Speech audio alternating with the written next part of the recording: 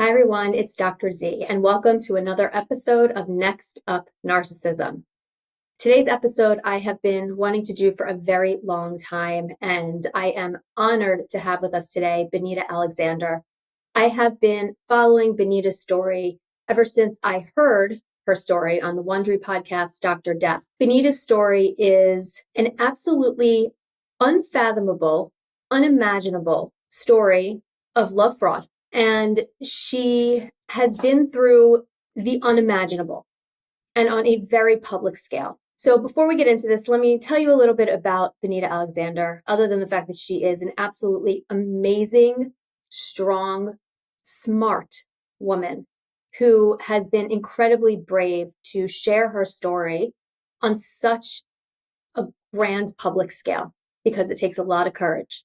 So Benita Alexander is a highly experienced journalist, executive producer, showrunner, producer, director, writer, narrator, correspondent who has worked on numerous specials and series for major networks like NBC, Oxygen, and Discovery. Benita has turned her personal story as a survivor of love fraud into a mission to help other women who've been duped in their relationships. She's featured in the Netflix documentary Bad Surgeon, Love Under the Knife, which premiered in November 2023, which I highly recommend you watch, and the hit #1 podcast in more than 80 countries. Benita has also been featured in Wondery's Dr. Death podcast, ABC's 2020, and The Con with Whoopi Goldberg. She's been a regular guest expert and correspondent on The Dr. Oz Show, an executive producer and correspondent of the film He Lied About Everything on Investigation Discovery. Benita has spent 16 years in network television at NBC, where she was honored with numerous awards, including 2 Emmys and 7 Emmy nominations, among other awards. Benita also hosts her own podcast, Benita and the Baracas, and makes frequent media appearances talking about how others can spot the warning signs of love fraud. Please take the time to listen to this episode. Take the time to hear not just her story, but how she survived and how she continues to educate other women who find themselves in similar situations. Again, this story is absolutely mind-blowing.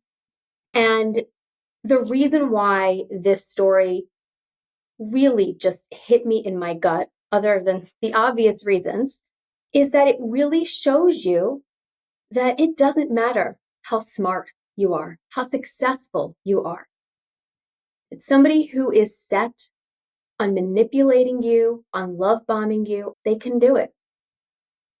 And, a lot of times we hear people say, how did they not see the signs? Why didn't they just leave? This story really shows you why that is so unbelievably hard to do in situations where there is this narcissistic abuse and this manipulation. I hope you enjoyed this episode. I think that you really are going to take something from this. I think it's extremely educational. And again, Benita, thank you for being on our show. And again, you are incredibly brave for sharing your story.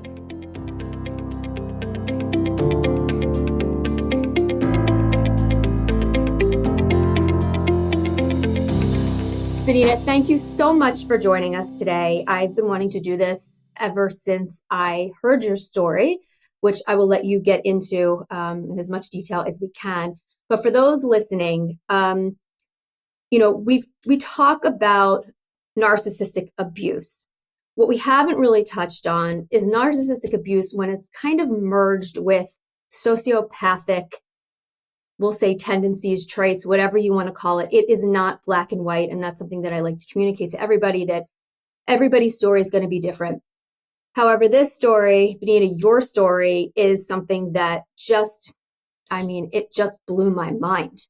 And we're going to get into this later, but, this is coming from somebody who is so intelligent, successful, really had nothing that would be considered detrimental, right? There was no low self-esteem, insecurity. You were, you lived your life. And so I say that now because I really want at the, as we get into this, to talk about why that is so important, because there's a lot of misconceptions about, quote, who falls for love bombing and all of that. And I want people to really learn about that.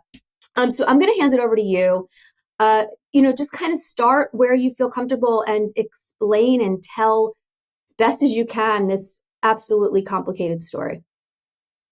Thanks for having me, first of all. I guess the headline of the story is, it started as a beautiful love story. It turned into an absolute nightmare.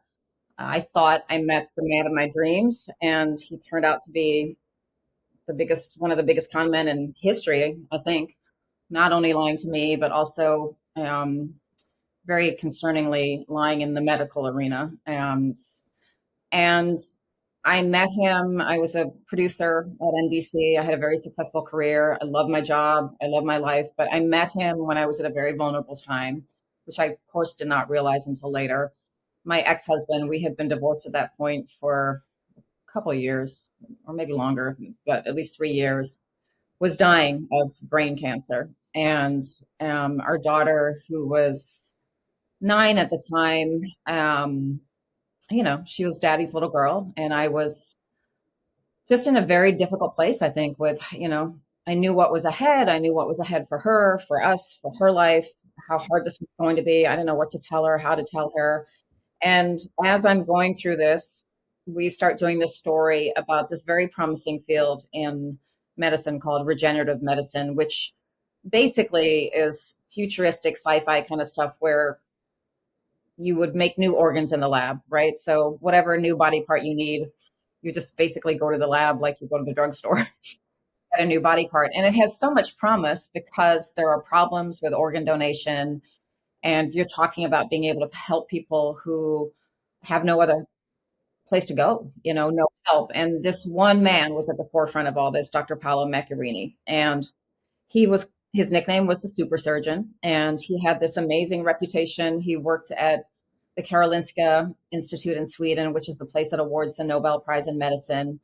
And he had this reputation for being, kind of walking on water, because he was literally doing something that nobody in the world was doing, which was he was replacing the trachea, the windpipe, with a plastic tube, essentially, that looks like a straw that was made in the lab and then bathed in the patient's own stem cells. And the idea was that the stem cells would then magically integrate into this plastic fake windpipe. And It's interesting you say that he was viewed as walking on water and viewed as God, because here's the tricky part with this is that I can't blame people for looking at him like that. It fits, it tracks, because look what he was doing. So it wasn't so far-fetched to look at him like that because everybody did.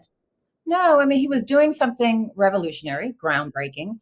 He was also taking risks. He was willing to do something that nobody else in the world was doing, which you need people like that in medicine. You need people who are willing to push, medicine forward and be on the cutting edge, because otherwise, how does medicine move forward? However, as we will find out later, there were a whole lot of steps he missed,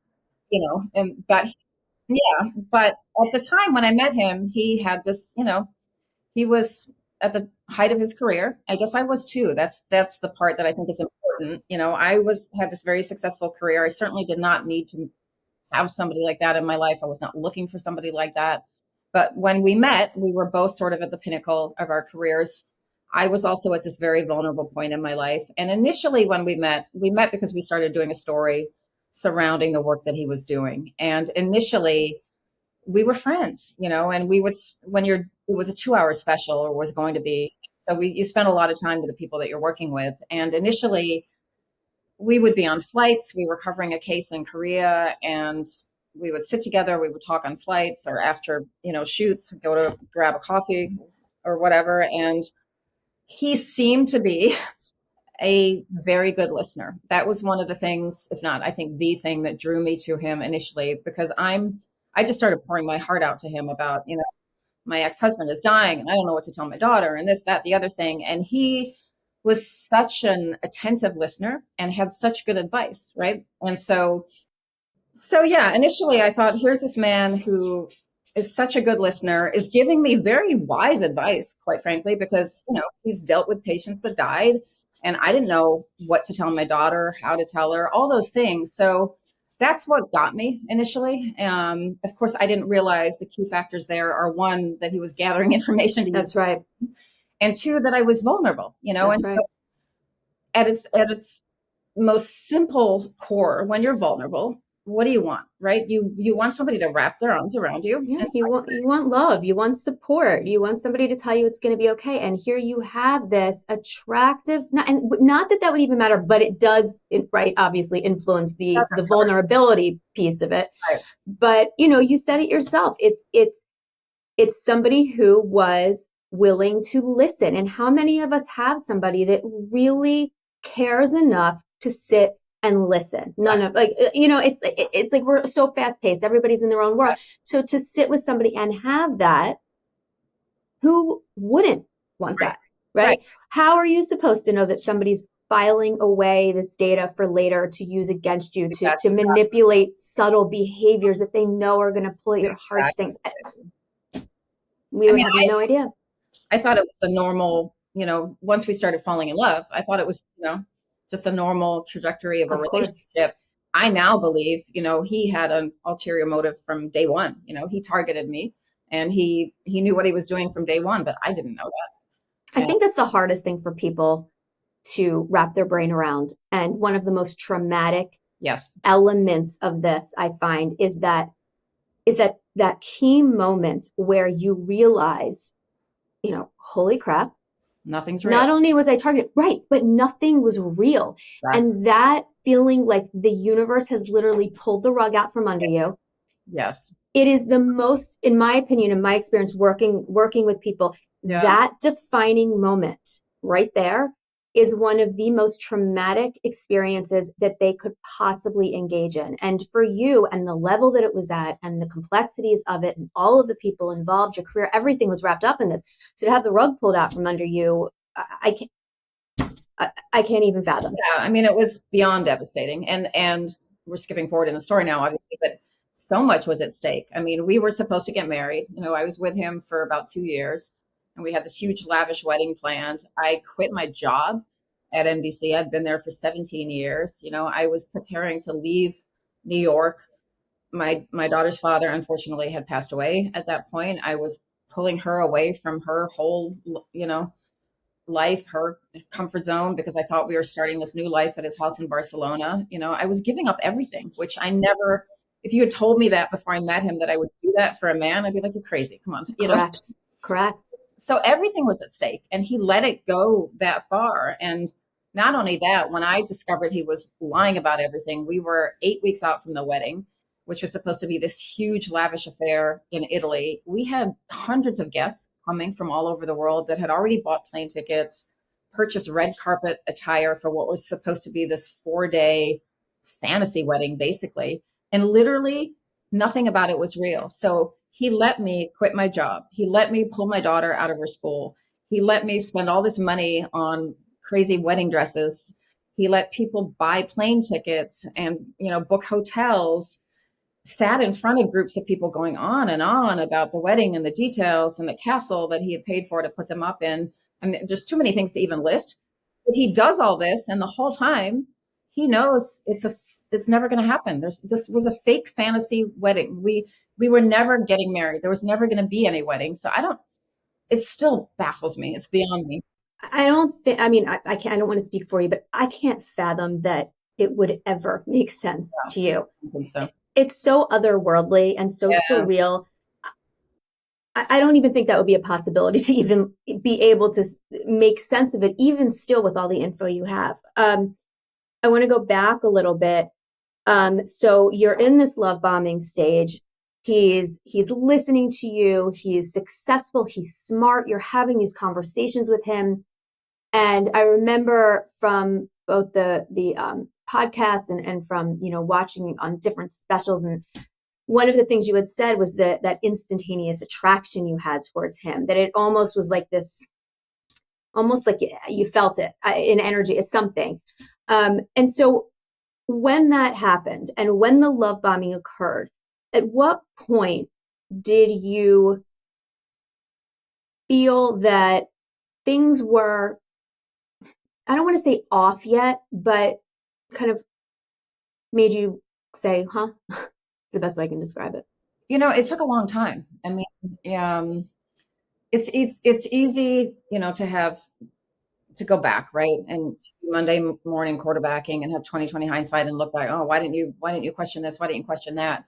But for a long time, everything seemed perfectly plausible and perfectly normal. I mean, he's incredibly charming, as these, con artists, narcissists tend to be. And, I mean, so many things, too many details to go into, but we're planning this wedding. We spent a lot of time together. It was long distance, but he flew me all over the world, and he was in New York all the time. He flew me and my daughter to Italy to meet his mother. We sat in her kitchen and she made a homemade meal for us. We met with a wedding planner there. We met with a priest there at a church. His sister's, his niece was supposed to be a flower girl in our wedding. I spoke to his sister on the phone. I mailed a dress to his sister in Italy.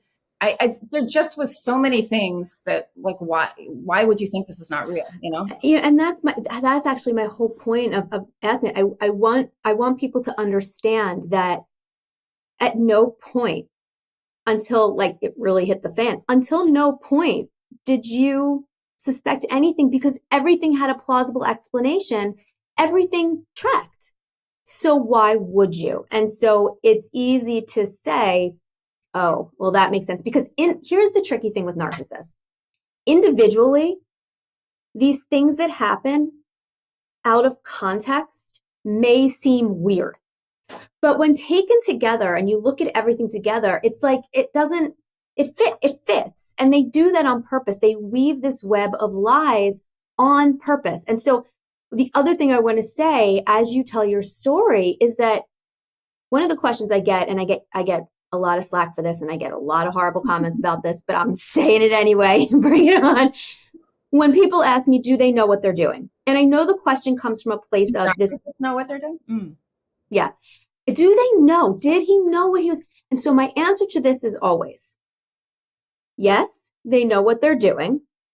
I understand that to actually grasp that concept goes against everything that we believe sometimes, that somebody can be this evil.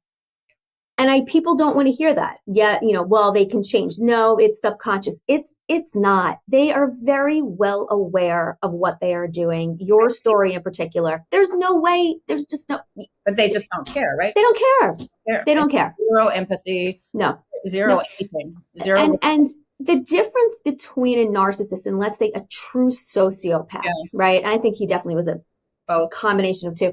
The difference is that with a narcissist, he didn't necessarily set out with the goal of harming you.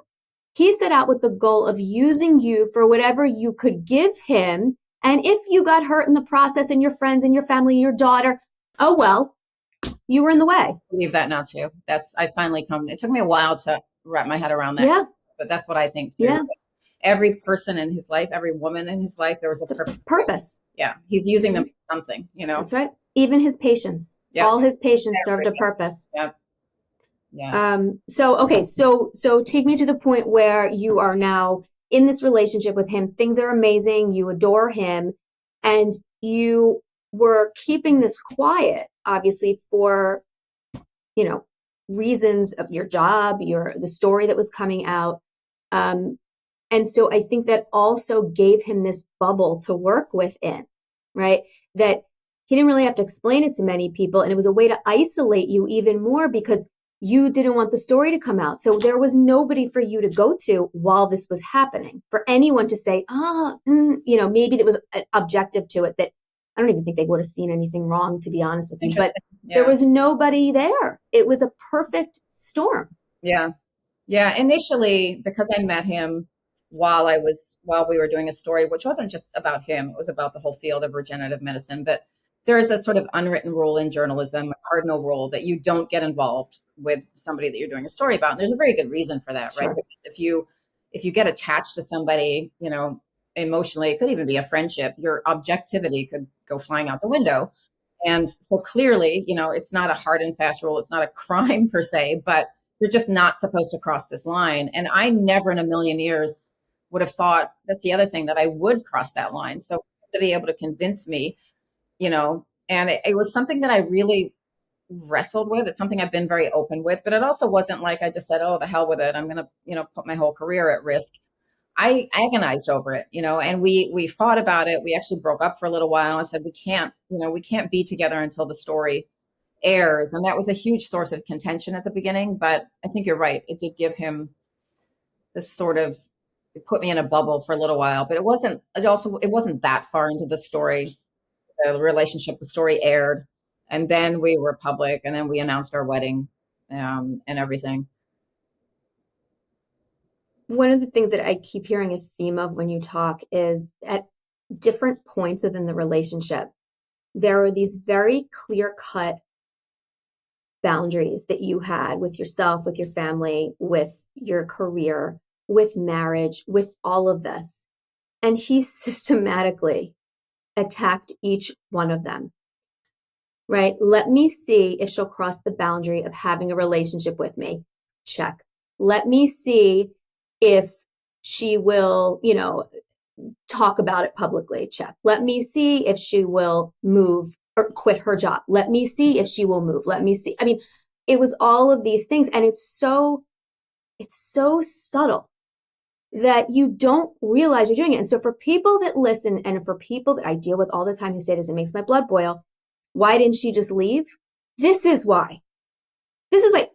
And not to mention, let's say that all of the, let's say you're there, your daughter, everything, even if the wedding happens, let's say, now you're in a different country. You have no friends that you really know. You are totally dependent on him, his finances, his knowledge of the country, all of it. It would have been extremely difficult for you to leave. I've never taken it that far in my head, but you're right. Yeah.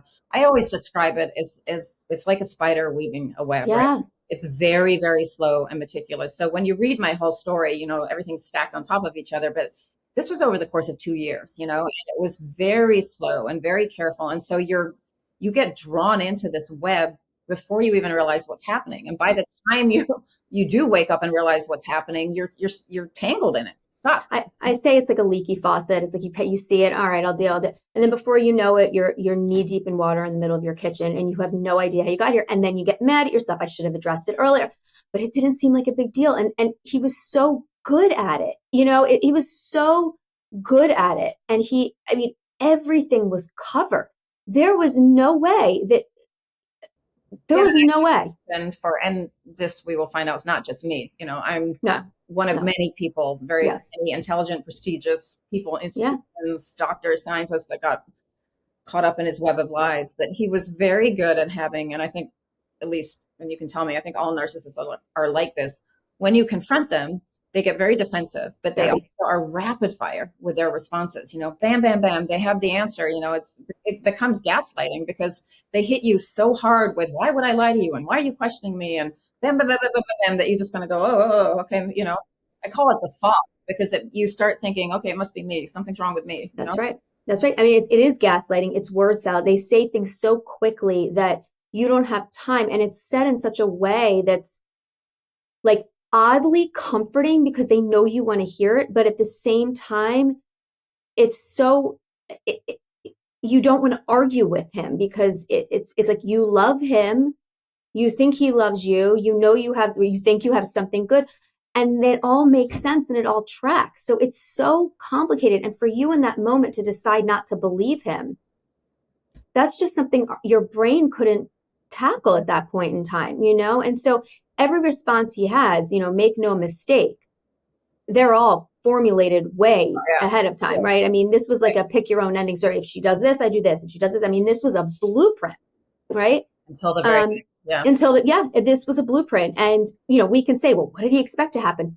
It doesn't even matter. He didn't even know. It didn't matter. It really didn't matter. And so let's go. So now you're in this, right? You tell everybody you're planning this wedding and you have this moment, not necessarily where you realize, but you have a moment where you can't ignore this. I don't know if it's when you called to see if that's where the wedding actually was, and they said they didn't have a record of it or whatever that was, when it happened for you and all these things started flying around your head and it was stuff you couldn't ignore anymore. Take us kind of to that, where you realized this was something that it may not be. Well, towards the end, and it was all within the sort of last 8 months, I guess, of the wedding. I mean, things started getting weird. First of all, I mean, we were planning that he wanted this big Catholic wedding in Italy, and that had been an interesting. It was such a perfect setup because I'm not Catholic, and I know enough about the Catholic religion to know. I thought we were both divorced, or so I thought. I said, no priest is going to, he wanted this big Catholic wedding in Italy where his mom is. And I said, no priest is going to marry us. We're both divorced. Oh, don't worry, I'll take care of it. And because I was really busy at work, I started a different job and I was consumed and working crazy hours. He said, I'm going to take over all the planning. I want to surprise you. I want to do everything. Very clever, very convenient. And it seemed romantic at the time, I mean, I sort of argued with him because who doesn't want to be involved in the planning of their own wedding? But all my friends said, he had flown me all over the country every time. I mean, all over the world, everywhere we went were these massive, elaborate surprises, very romantic, like romance on steroids. So all my friends just said, Benita, That's who he is. Yeah. They're like, for once, just let go. Cause I'm a producer. I'm kind of a control freak. And they said, just let go, it's going to be amazing. He's going to do everything top notch, perfectly. Sit back and enjoy the ride, but that was a perfect setup, right? Because every time something little didn't seem to be adding up about the wedding, I wouldn't ask the question because he had made me promise, that to let him surprise me.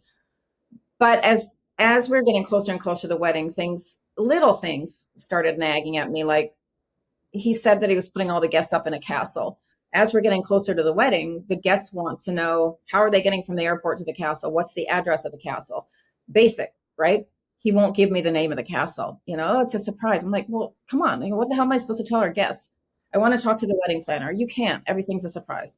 Come on. The wedding planner knows what she can and can't tell me. Little things like that. Nothing earth shattering, but little things like that. And then, of course, the backdrop of all of this which is a difficult story to tell quickly. Yeah. Things went to crazy land, I call it, when for months, literally months, he's going to different churches and venues in Italy, trying to find a priest ostensibly that will marry us, sending me pictures of these places. And every time, sorry, the priest said, no, he can't marry us because we're doing blah, blah, blah. This goes on for months. And then finally he says, I can't find a priest that's going to marry us. I said, well, what are we going to do?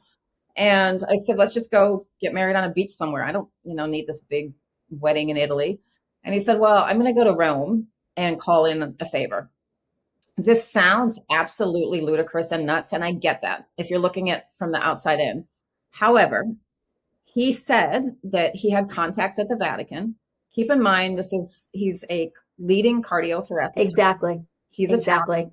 He's the best of the best in the world. He's got this reputation, he's known by big politicians. Yeah. He's known by everyone. And I had seen paperwork talking about work he'd done at the Vatican. I had heard other doctors talking about work he'd done at the Vatican. So even though and that's just the first step, sounds crazy, it really wasn't. The fact that he would talk to people at the Vatican, okay, that's sort of out of the realm of our world, but not his. Then when it went really crazy, and we were supposed to get married in July of 2015, and this was October of 2014, he called me and said, I have great news. They agreed to help us. The idea was that because he had done work for the Vatican, he was hoping they would help him return the favor and help him find a priest that would marry us. So he says, I found a priest that will marry us. They'll help us find a priest that will marry us. And, and it was this whole big dramatic thing. You need to sit down. I've got this big news. Pope Francis offered to marry us himself. So the first thing, I don't know if I'm allowed to swear on the show, but of course you are. Please feel comfortable doing so. The first thing out of my mouth was like, oh, bullshit. Screw you. The Pope doesn't marry people. And I thought he was giggling like a little schoolboy. And I thought he was playing a joke. I actually hung up on him. The first thing I did was go back to my desk at work and Google literally, does the Pope marry people? And what popped up, people think the Pope can't marry people. That's actually not true. He can if he wants to. And he had just married 1 month prior to that, in September of 2014, 20 couples at the Vatican, all of whom were quote unquote living in sin because they had children out of wedlock or they were divorcees or whatever. So I thought, okay, maybe it's not so nuts. And then he spends the next 3 days convincing me that this is sort of the ideal scenario because he's done work for the Vatican and they want to thank him. And the Pope has been looking for a couple of divorcees of high stature that he could marry to sort of send a statement to the world that I'm willing to open the doors of the Catholic Church. And he wants us to be that couple. And so it was very clever because it became not about us or our wedding anymore. Now he's making it sound like this is something he needs to do for the Vatican. And by virtue of being his fiance, I'm now along for the ride. And this is no longer about us or our wedding. This is something we need to do, to help open the doors of the Catholic Church. So what the hell am I supposed to do, right? Well, it's interesting. This just dawned on me is that by nature, your job, what you do, your entire career is finding out, I don't know how to make this so basic, but finding out information and getting it out there to the public so that it's like for the greater good, so that people are aware, educated of things going on. This was no different. You're doing something it's not about you. It's for the larger, it's the same. He knew you loved that. Yeah, it was very clever. And of course, the second thing he did, the first thing that he did that was very clever was telling me I couldn't ask him any questions because he wanted to surprise me. Now that it's the Pope, it took about a week for him to convince me. And once I sort of agreed to it, I was the one that said to him, do you understand what a spectacle this is going to be? Do you understand the attention this is going to get, the press, how groundbreaking this is? This is like a huge, I can't even wrap my head around it. And he said, well, you can't tell anybody, because the Pope doing this will be so controversial. It's going to cause him all kinds of problems within the Vatican and all kinds of problems with leaders around the world. So you have to zip your mouth. You can't tell anybody. The Vatican won't even announce it until the day of the wedding. Very clever, right? So everybody that gets involved in the wedding planning, the people that made our invitations, the people that made my wedding dresses all had to sign legal agreements, non-disclosure agreements, saying that they would not talk about the Pope. So again, he makes this seem even though it sounds nuts, it also didn't sound nuts given who he was. And correct. He made it seem so real. So it wasn't like, I understand if you had said to me, I don't know, 2 years before this, there's some girl that thinks the Pope is marrying them. I would have been like, oh my God, that's insane, right? I get the reaction. I really do. But again, it was very carefully woven and meticulously woven. Yes. It sort of thought of every little detail. But this is when our relationship enters clearly crazy land. Now it's this huge wedding. We're supposed to be getting married by the Pope. Because the Pope is marrying us, every day he tells me there's another celebrity or dignitary that's been invited because this is going to be such a big deal. And, it just went so far. He claimed all these people were coming, like Andrea Bocelli was supposed to be singing for me as I walked down the aisle. John Legend was playing piano for me, on and on and on. And it turned into this. Well, they do that for weddings. You pay them a lot, but they do. That's my other point. Yeah. That may to some people seem ridiculous, but you can pay celebrities. Yep. It's not out of the realm of possibility at all. Right. In certain circles. That's right. The other thing was he claimed that he had some very high profile patients and celebrity patients. And he was a private doctor to all these patients, and that he was part of a worldwide network, a very sort of secretive clandestine network of doctors who are all at the top of their fields, who cater to the world's leaders and celebrities, and that he was part of this network. And that's how he knew the Pope, and that the Pope was his private patient. Now, again, I get why that sounds absurd. One of the first things I did when he told me that was I called a friend in LA who's very connected and runs in all these celebrity circles. And I said, look, is this even feasible? And she just said, Benita, this happens all the time. You don't think these people have private doctors? Of course they do. They don't want everything in the public arena, and they have the money and the means. She's like, it's totally plausible, So again, that was when things kind of went crazy. And I actually, this is also interesting. At some point after that, I had a complete meltdown. I said, I don't want this. I don't want all this attention. I don't want this big, public, insane wedding. And again, very clever. He I almost had a panic attack. I'd never had anything like that in my life. I'm crying. Scary. He gets on his knees down by the bed. He's holding my hand. He's very soothing. It's okay. I'll call everything off. The Pope will understand, blah, blah. We can go get married on a beach. But he made me feel guilty, right? Yes. So now I was like, oh, shit, I got to go through with this mess. I mean, you're up against the Pope. Yeah. I mean, right. You have to laugh about it. It's so crazy. Yeah, but I think you bring up a really important point. in isolation, yeah, it's easy for people listening who hear the story to say, like, that's absolutely batshit crazy. That doesn't happen. But It here's is. the thing. But it does happen. And people with, with the means do these kind of things. And people who are at the top of their game in any field are part of these elite circles. There's literally nothing you have said that wouldn't make sense given the context that you were in. Right. And again, it wasn't like it also wasn't like I woke up one day and he No, went, it's gradual. babe, the Pope's going to marry us. And I went, oh, okay. Right. It just didn't happen like that. So You had NDAs made up. it was insane, and I have literally thousands of texts, thousands of them, where he goes into minute detail about just everything, meetings with the Swiss Guard, meetings at the Vatican, meetings at the place where we're supposed to get married, right down to the tiniest detail about the door I'm walking in and this and that. And, it's nuts. And now to look back at these texts and realize that this only was a sick fantasy in his head, it's bonkers. It's just bizarre. But then the other thing that happened as we're leading up to the wedding, like I said, little things were starting to nag at me. He, at the same time, comes under scrutiny in his medical field. He's being looked at for scientific misconduct in Sweden. And that's really blowing up. And that's causing a lot of tension between us because I think his worst fear, and any narcissist's worst fear, is, the collapse, falling from the pedestal, their reputation being destroyed. And he was under great scrutiny. And so as we're getting closer and closer to the wedding, he's extremely stressed. We're fighting for the first time a lot, both because in hindsight, I think it was because his back was up against the wall. He knew at some point this was all going to implode. How could it not? I was going to find out something. And he was under all this stress. And so I think at that point, little red flags started nagging at me, but not enough. It wasn't as if somebody was standing on a football field, right, with a giant flag going, caution, caution, Benita, wake up, fraud, fraud. It was just that something didn't quite feel right. But now we're 2 years in. I've quit my job. I'm uprooting my entire life, my daughter's life.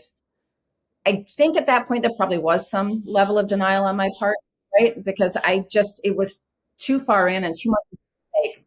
I did not want to even entertain the idea that this wasn't the perfect fantasy that I thought it was. And I think that is true at that point. But I remember the last month before everything imploded, never quite feeling right. I just was walking around all the time, just feeling not happy, not comfortable. I certainly was not floating on this cloud of bliss like I had been at the beginning of the relationship. And then I quit my job, and literally the next day, I go to a spa with a group of girlfriends because leaving my job after 17 years was a huge deal. I was very conflicted. Oh, absolutely. I mean, that's been part of your identity for so long, and now the job. I yeah. loved working there. I loved everything about it, and so I had a lot of trepidation, and they knew that, and so they took me to the spa to kind of, help me relax. And I come out of the spa.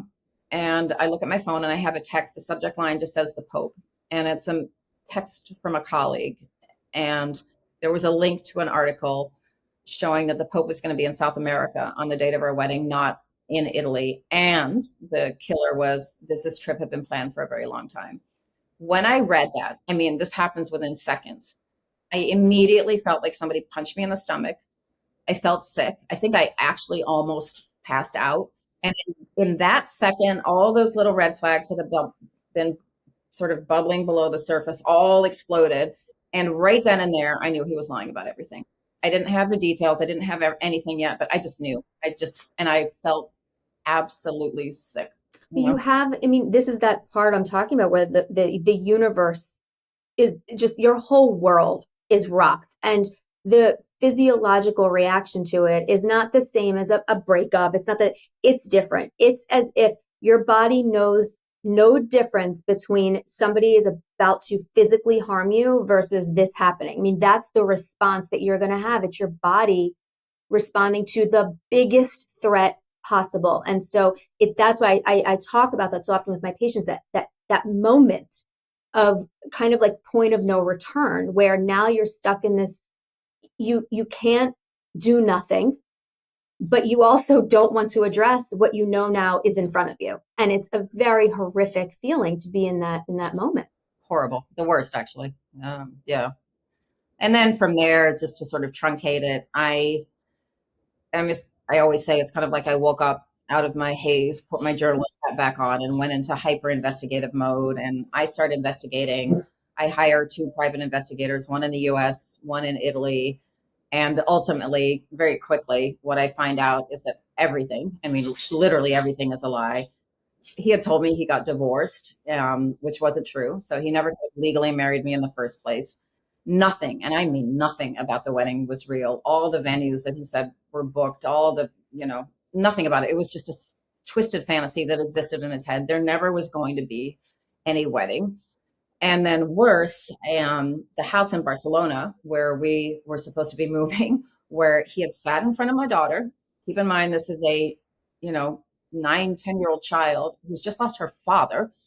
And he sat in front of her and talked to her about the school he had enrolled her in Barcelona, about the life she was going to live in Barcelona, blah, blah, blah. And that's something I forgot. That was the biggest point of contention between us and the biggest red flag. He had flown me all over the world, but never, and my daughter, but never taken us to his house in Barcelona. And every time we were supposed to go, there was a convenient last minute cancellation. He always had an emergency surgery. But in the months leading up to the wedding, we were arguing about this all the time because I kept saying, I'm not marrying you without seeing the house where I'm moving and taking my, uprooting my daughter and taking her halfway across the world. No way in hell. Screw that. And I'm not doing it. Like, I have to see the house, and so we were arguing about that a lot. And once I started investigating, I thought the final piece of the puzzle for me was that house in Barcelona. Whatever he's hiding there, it's something, right? There's some reason he doesn't want me to go to this house in Barcelona. So I went there with a couple of girlfriends, and basically what I found was a third family, not even the wife. I knew what she looked like. The wife that he told me he had divorced, he had told me he had two kids who were close to 20 at the time. In this house in Barcelona is another woman and two young children. So the whole time he's been hiding a third family in this house. So at that point, I knew of three families. It's me and my daughter in the US, the wife in Italy, he never divorced, and those two kids, and now a third woman in Barcelona and those two kids. And that for me was sort of the moment when I finally really lost it and fell apart. It just was so devastating. I had been investigating him for months. I knew everything was a lie, but seeing that family, it was the little kids, I had already braced myself for the possibility that there was a woman in the house, but I did not expect an entire family. And then secondarily, after I fall apart and, scream at him, lose it, and that's when I finally confronted him. But at the same time, I had this horrifying realization. I thought, if he is lying to me like this, juggling all these different families around the world, hiding us all from each other, making up a fake wedding that doesn't exist, inventing fantasy relationships with dignitaries, politicians, the freaking Pope, for God's sakes, claiming he's the Pope's private doctor. If he's lying to this extent, the man's clearly a pathological liar, but that means he must be also lying in his medical and professional life. And that was absolutely terrifying to me because I thought, oh my God, he's doing this groundbreaking, revolutionary, risky procedure on people who have no other hope, people who are coming to him because they think he's going to save their life. And if he's lying to them too, oh my God, I was just, and that's when I decided to go public because I thought, I don't have a choice. I have to warn people. I have to tell people that this man is dangerous. He's not who you think he is. And I think that's where the sociopathic aspect comes into this, is that his patients were dying and he knew why. He did not care. So as he's performing these surgeries, he knows it's a bunch of bullshit. He's just doing it obviously for his reasons, for the recognition, to keep that God complex, to have people, admire and adore him and get him things that he needs in the public eye. But the fact that he does not have any concern, remorse, nothing about these patients. Like, when, by the way, for those of you that aren't aware, haven't seen, heard the podcast or seen any of the series on this, he wasn't just their doctor. He was intimately involved with the patients and their families. Some of the patients were invited to our wedding. Correct. I remember that. Yes. And I just remember thinking, wow, when if something's very wrong with me, anyone in my family, and we're going to a specialist and I have a physician like that, that's going to make me feel so much better. Exactly. And so these people are putting their trust in him. He's accepting their trust and he's using it against them. He is killing people and there was zero remorse. And so when you think about all the times he's been in surgery, not just the ones for this, not just for reconstructing wombs, just in general. Yep. It's so unfathomable. It's so beyond comprehension that I understand why people would say he couldn't have known that this was it because it's so unfathomable, but he did. Once I decided to go public, I did not have direct evidence that he was lying in his medical life, obviously, but I go public with my story, and then within weeks, this scathing documentary comes out in Sweden, which confirmed my worst fear, and it was far worse than unfortunately than I thought, about all the lies in his medical life. And what was so horrifying is that when you're doing a groundbreaking, pioneering, radical procedure like that, there are all these steps, obviously, preliminary, requisites that you're supposed to take. He skipped all of them. He said he had done this procedure. He had experimented on animals, which you were supposed to do before experimenting on humans. He never did a damn thing, never one of these experiments. He made them all up. It was all a lie. All the ethical, paperwork, every single step was just skipped. He bypassed everything. It was insane. He pulled the wool over so many people's eyes, so it's just me. I mean, and what happens to me pales in comparison to what happened to his patients. I mean, you're talking about some of the world's most famous doctors and institutions, and he managed to charm and lie and, his way through all of it. And he might as well have been taking a plastic tube and shoving it in people's throats, because what happened at the end, which is beyond comprehension, this plastic trachea that he put in people's throats, it was supposed to, magically, the stem cells are supposed to grow. It was rotting inside their throats. So the patients' families talk about them coughing up pieces of rotting flesh, smelling like rotting fish, because this thing was just this plastic tube that was just rotting in their throats. They were doomed. There was no way in hell any of them were going to survive. And he knew that. And he did know that. And he put it in 8 patients around the world, including this beautiful 2-year-old toddler that we did our story on. And only one of them is still alive. And that patient had the thing taken out, I mean, it's just horrific. And I've seen him in court since then. He's never once accepted any responsibility. He's never once apologized. He just thinks the whole world is out to get him and attack him. And, It's so, I don't even have a word. It's so unfathomable. It's probably, I told you this in the beginning. It's one of the most tragic, unfathomable stories I have ever heard. It's awful. It's like he's a monster, I mean, he is. He is. So let me ask you this then, because, one of the things that people often assume, and it's a myth, is that people like him, narcissists in general, go for people who are weak, stupid, low self-esteem, insecure, don't have much going for them, so they can depend on this person. And this is why I say that it's such a dangerous thing. The reason why people think that, other than the obvious, because, it seems like only somebody who didn't have a strong backbone will go for people like this. What happens is when it finally comes out in any of these types of relationships, by the time you see the person who was abused, they are beaten down. They have no sense of self anymore. Their identity has been stripped clean. They are isolated. They don't know who they are. They don't know what's going on in their world, what their values are. It's gone. And I think people are using that to judge the type of people that fall for this. And that's not true. That happens over a very long period of time. Their sole purpose, and you have specifically said this, you are at the pinnacle of your career. And what narcissists will do is they will find somebody who is at the top of their game, who's extremely smart, successful, attractive, that they can use their limelight. They want to be in that world. They want to benefit from it.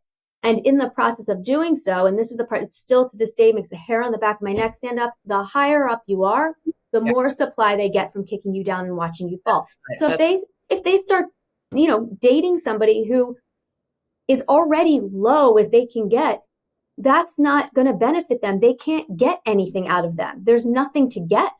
So their main goal in these relationships essentially is to get you to a point where they cannot squeeze one more drop out of you and then leave. And then they may come back again to kind of see what they can still get. But to start out that low, they won't do that. That gives them nothing. And so it's a challenge, right? It's a challenge. And, I remember one of the things that I remember most about your story that really just, again, the hair on the back of my neck stood up, because I know what that face, when he gave you that smile, when you called him out I think it was at your apartment, you called him out and he looked at you and he smiled. And it was because you were a journalist, because you had these connections. And it was, he didn't even try to hide it at that point. No, I basically said to him, I was screaming at him, why did you lie about this, blah, blah, blah.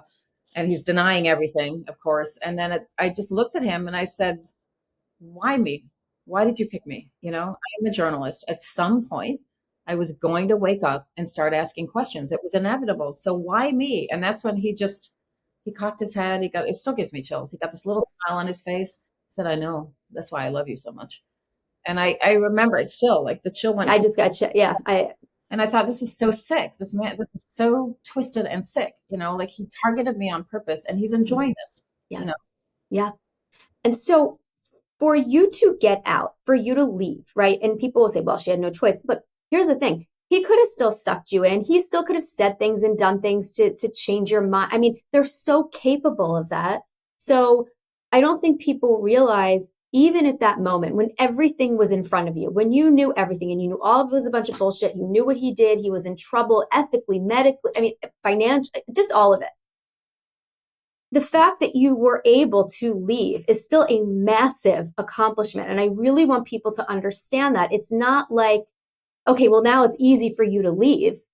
It's still, your whole life was entangled with him. And so I want people to understand that still this idea of why did she stay or why didn't she leave?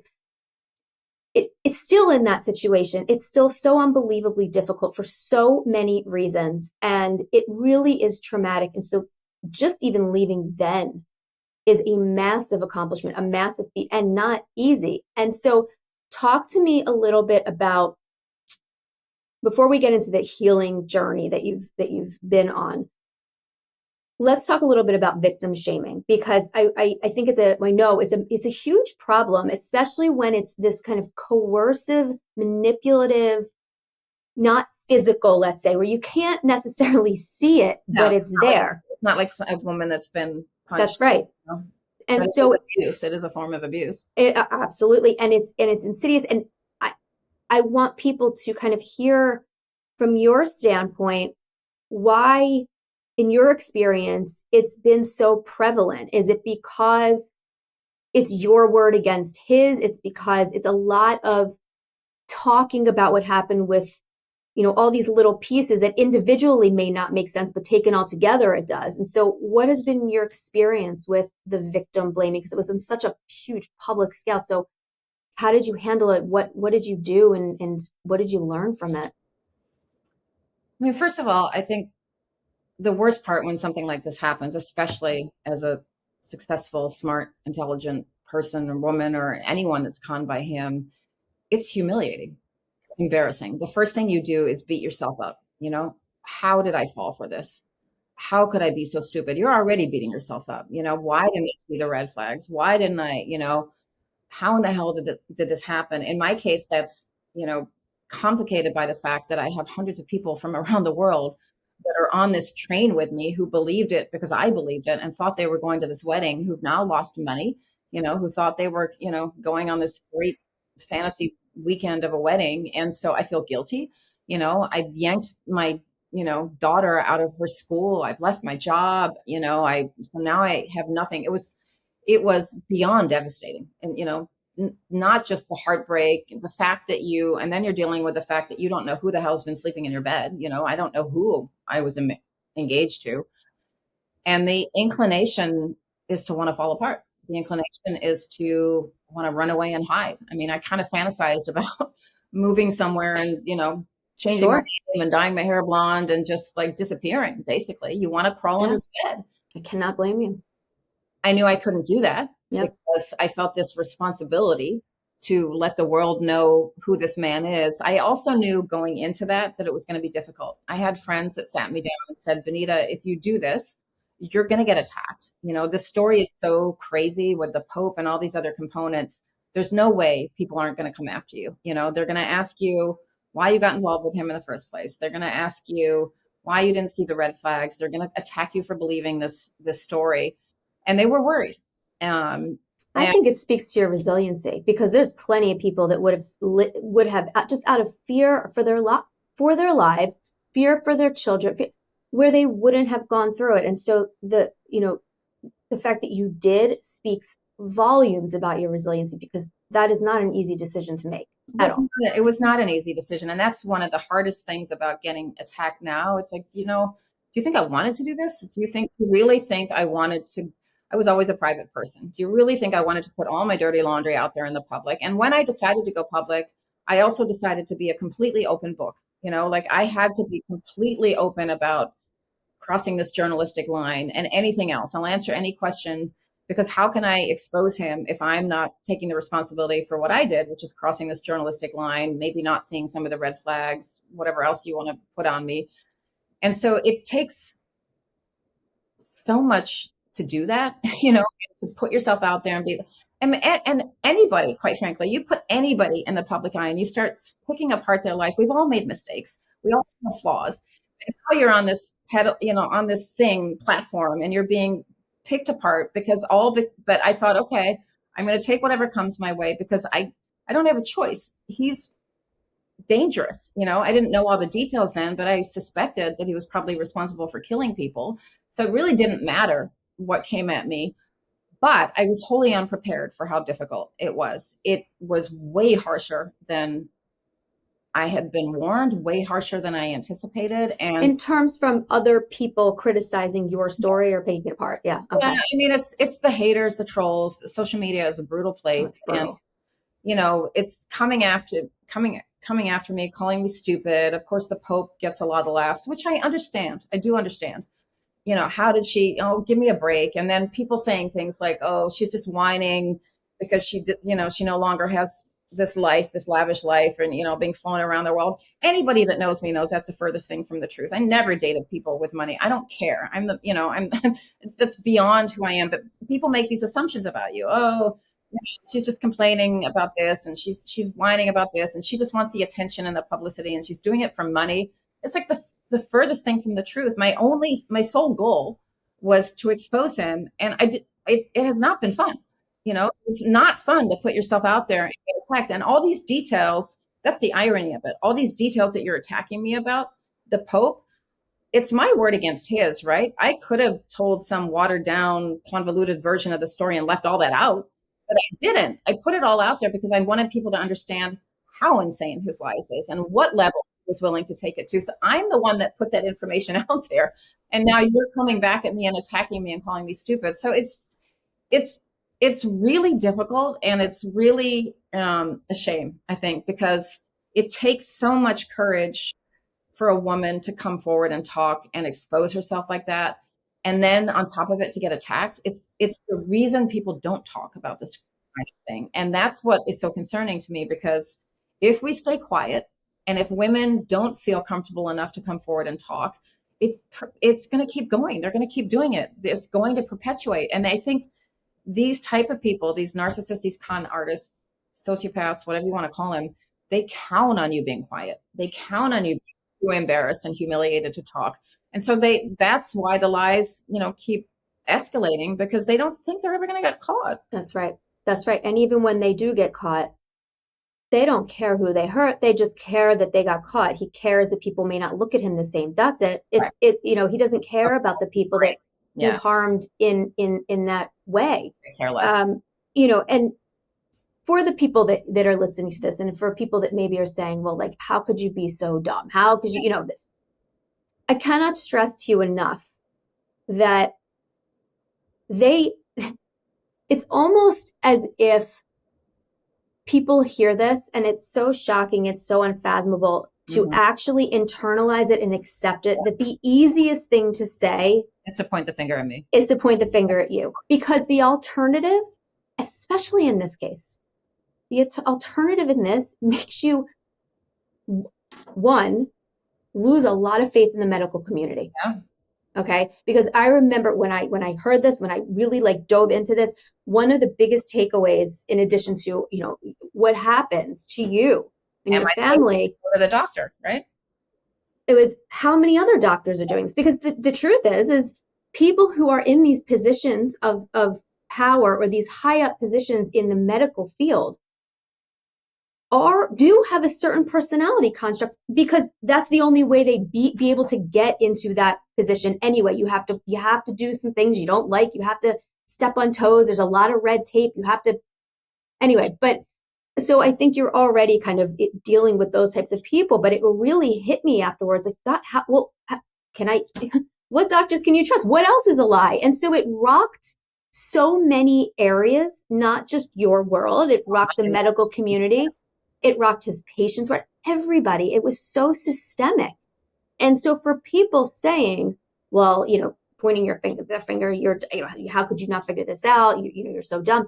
So then are these physicians stupid? Because no, it was one of the top institutes.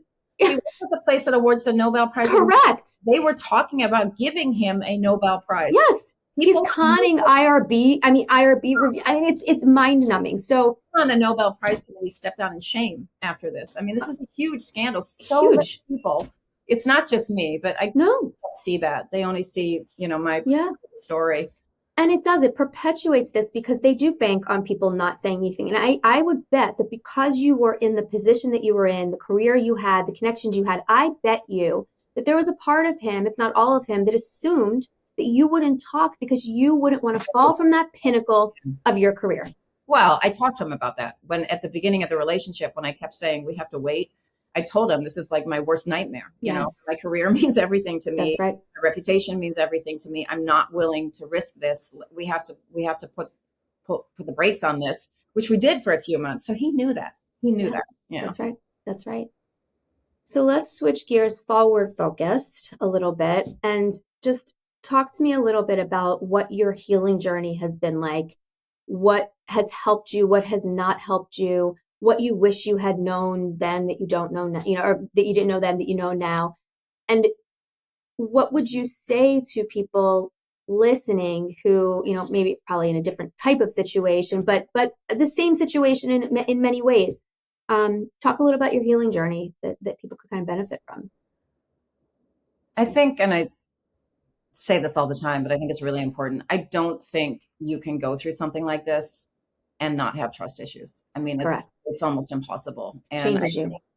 The first thing is to accept that, that your trust has been irrevocably shaken, and that it's going to take a long time to learn to trust again. And one of the most difficult parts about it is it's not just about trusting other people, it's about trusting yourself. I thought, especially as a journalist, that I was right, that I had this uncanny, instinct, and that I could spot a liar. I knew, I was doing investigative journalism. I'm sort of the last person on the planet that this should have happened to. And so that in itself was so debilitating. How did this happen to me? Why? What happened? What happened to all my instincts? What happened to that gut that I trust so much? And it's so that kind of rocks you, because you're like, I don't know if I can trust my own thinking anymore, my own decisions. And I think that takes a long time. It took me a long time to realize this. We were supposed to get married in 2015. So we're just past, where are we? 2015, 9 years? Yeah. 9 years. It took us a little too long. For a long time, I was choosing people when I did start dating again, which took me a while. I was choosing people that were safe, right? I didn't realize that, but I was choosing people that I knew I would never really fall in love with, because if I didn't really fall in love with them, then I could never really get hurt. So it took me until very recently to finally get to the point where I was willing to take the risk of opening my heart up again. And it's a bit of a rocky road. And what's frustrating to me about that is, you know, here we are 9 years later, and I'm still, I have moments where I was never somebody that got anxious, but within the relationship, if I start feeling that uneasy feeling or questioning something, the anxiety that consumes me is almost debilitating. And I know it's not rational, and I have to really talk myself through it. And so I think you have to be really patient with yourself. And I'm lucky that I finally found somebody who's really patient with me and is very understanding, but it's a slow process. And then I think it's also important to realize, very, very important, to not blame yourself. I mean, what was your crime? You fell in love. I love that.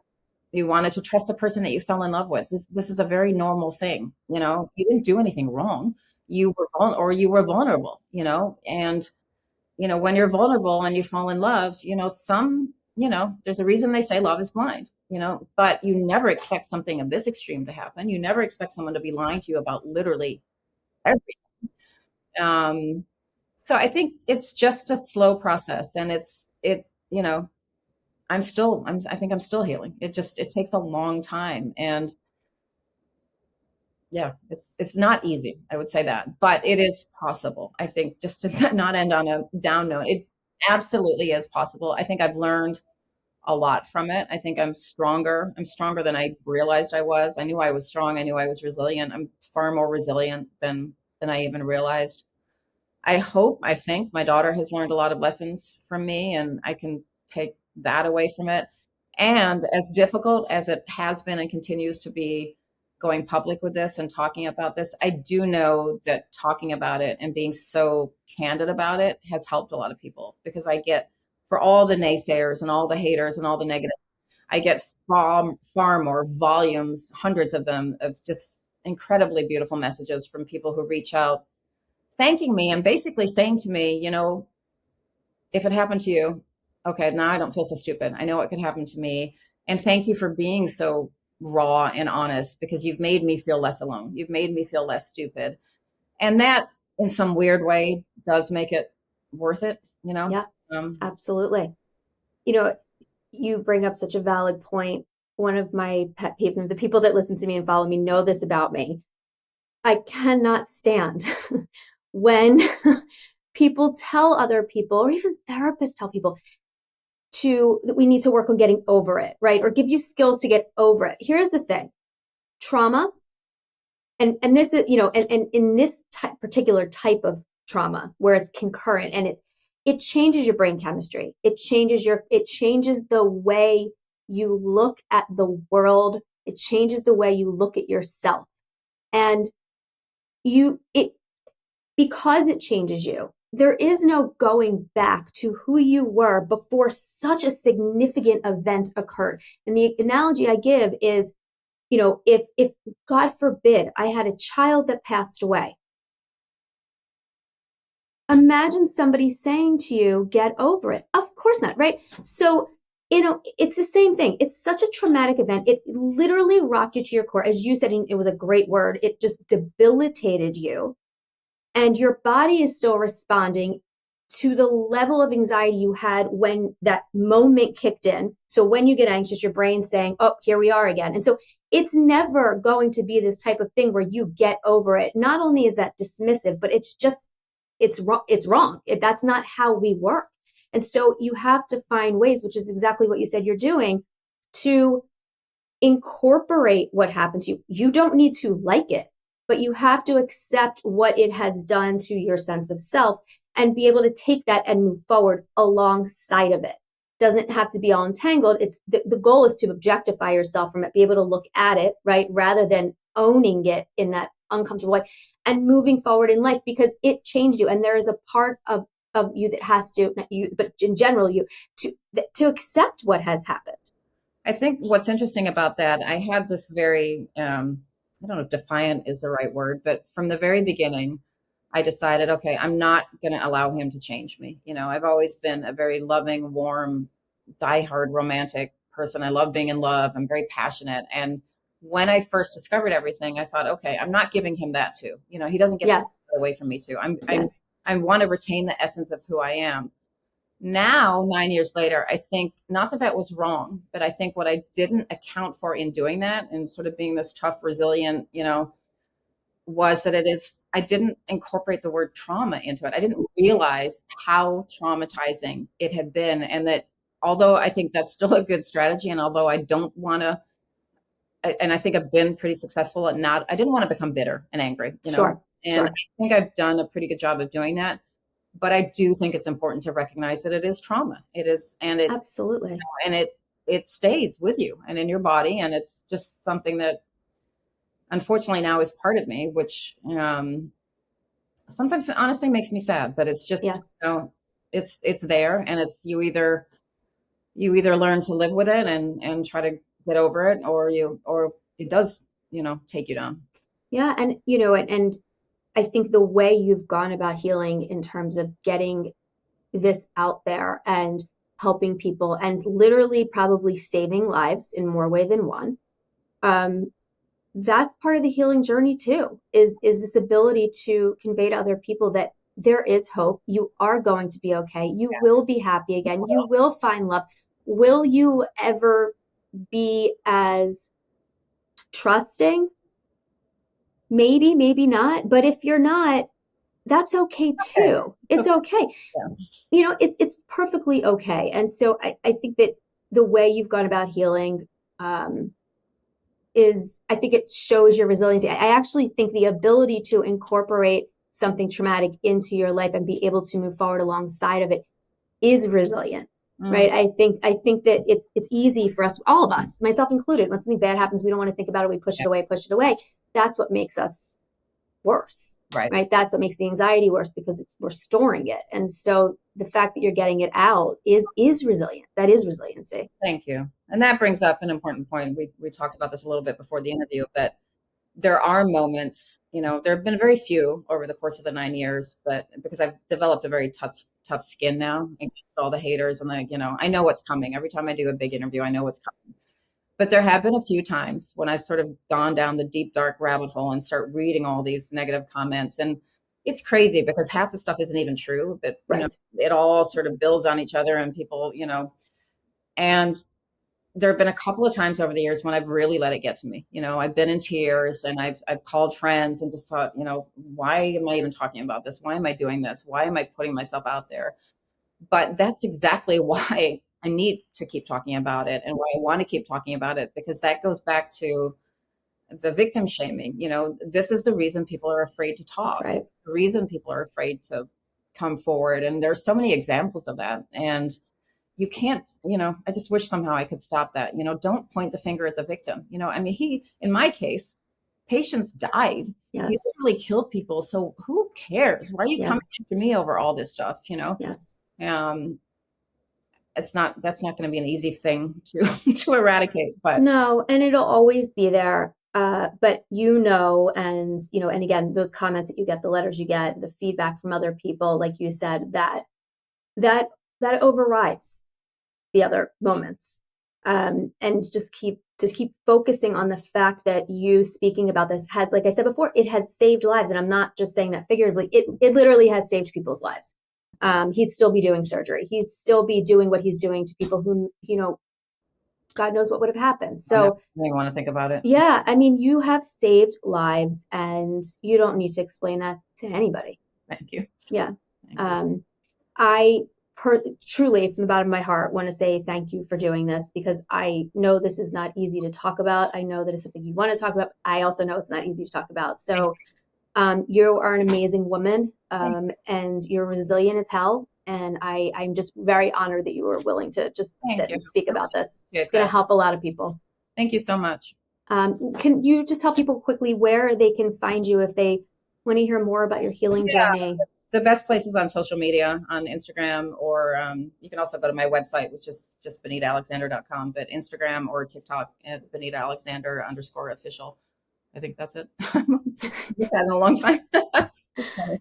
But yeah, you'll find me, Benita Alexander official. And I do read I get tons of them, but I actually do read the messages that I get there. And I appreciate them. There are a lot of times I'm busy, I can't get back to everybody, but each message really means a lot. I mean, people take the time to write some really beautiful things, and that does sort of keep me going. And so thank you to everybody for that. Well, thank you so much for this. And again, I'm very honored that you were able to Thank you. I really sit here and speak about that. Thanks a lot. Thank you. Thank you for tuning in to another episode of Next Up Narcissism. I hope you found it useful, but most importantly, I hope you found it validating. Want to work one-on-one with me? Visit my website at drjamiezuckerman.com to book a personalized coaching session, and be sure to check out my on-demand workshops on topics like co-parenting with a narcissist, life after leaving, anxiety management strategies, and more. Again, that's drjamiezuckerman.com.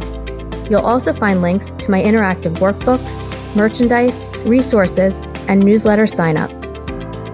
Next Up Narcissism is as much your podcast as it is mine. I want to hear your feedback and what you want to hear. So make sure to leave a podcast review wherever you listen, or send an email to nextup@drjamiezuckerman.com. Again, that's nextup@drjamiezuckerman.com. Be sure to subscribe so that you never miss an episode. And as always, thank you so much for listening. Make sure to tune in next week to see what's up next on Next Up Narcissism.